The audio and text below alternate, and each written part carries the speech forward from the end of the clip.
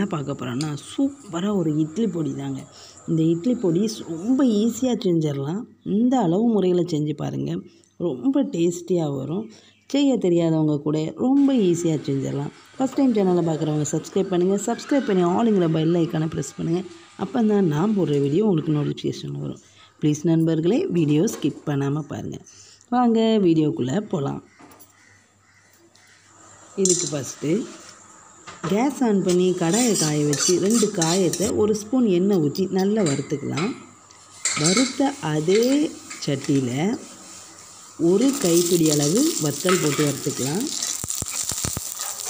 நான் இன்றைக்கி கொஞ்சம் கம்மியாக தான் வத்தல் எடுத்திருக்கேன்.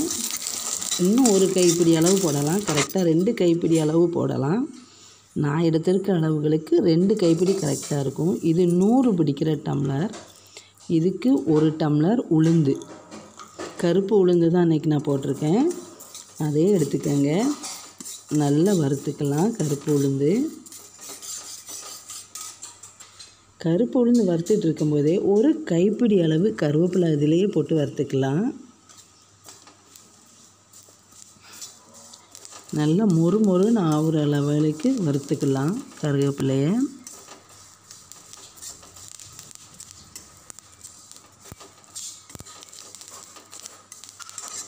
நல்லா வறுபட்டுருச்சு. இப்போ இதை வேறு பாத்திரத்தில் மாற்றிக்கலாம். இந்த அளவுக்கு வறுத்தா போதும். இப்போ இதே டம்ளரில் துவரம்பருப்பு 1 டம்ளர் எடுத்துக்கலாம்.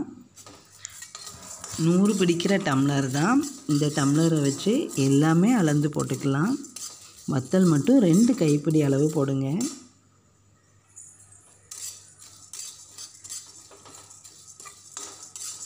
துவரம்பருப்பு நல்லா வறுத்துருச்சு, கலர் மாறிடுச்சு. இப்போ இதை மாற்றிடலாம்.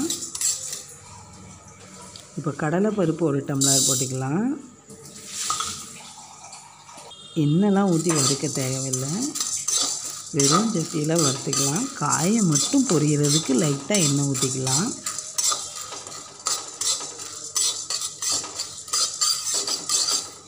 கடலைப்பருப்பு இப்போ நல்லா வறுபட்டுருச்சு. இப்போ இதை மாற்றிடலாம். சாப்பாட்டு அரிசி, புழுங்கல் அரிசி, அது கரெக்டாக 100 டம்ளர் அளவு போட்டுக்கலாம். நல்லா பொரிகிற லெவலுக்கு அரிசியை வறுத்துக்கலாம்.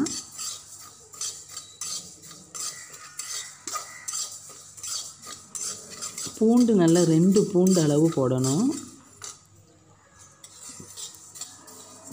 பூண்டு போடுற வீடியோ மிக்ஸ் ஆகிட்டு இதில் கரெக்டாக 2 பூண்டு நான் போட்டிருக்கேன். இப்போ இதை மிக்ஸி ஜாரில் போட்டு நல்ல பவுடராக திரித்து எடுத்துக்கலாம். எல்லாத்தையும் ஒன்றா போட்டு மிக்ஸ் பண்ணி நல்லா நைஸாக திரிச்சிக்கணும்.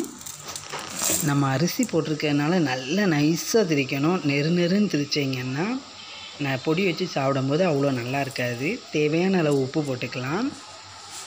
காயத்தூள் வேணுன்னா காயத்தூள் போட்டுக்கலாம். நல்லா நைஸாக திரிச்சிக்கலாம். சூப்பராக திரிச்சிருச்சு. சுவையான இட்லி பொடி ரெடி ஆயிடுச்சு. தெரியாதவங்க கூட இதே மாதிரி செஞ்சு பாருங்கள். இந்த வீடியோ பிடிச்சிருந்துச்சுன்னா லைக் பண்ணுங்கள், ஷேர் பண்ணுங்கள், சப்ஸ்கிரைப் பண்ணுங்கள். மறக்காமல் பெல் ஐக்கானை ப்ரெஸ் பண்ணுங்கள். நன்றி.